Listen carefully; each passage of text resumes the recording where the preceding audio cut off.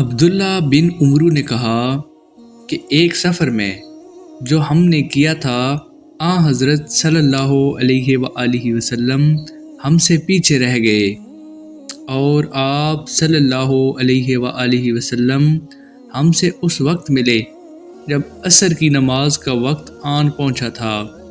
ہم جلدی جلدی وضو کر رہے تھے، پس پاؤں کو خوب دھونے کے بدلے ہم یوں ہی سا دھو رہے تھے۔ یہ حال دیکھ کر آپ صلی اللہ علیہ وآلہ وسلم نے بلند آواز سے پکارا، دیکھو ایڑیوں کی خرابی دوزخ سے ہونے والی ہے۔ 2 یا 3 بار آپ صلی اللہ علیہ وآلہ وسلم نے یوں ہی بلند آواز سے فرمایا۔ اگر ویڈیو اچھی لگے تو لائک اور شیئر ضرور کریں۔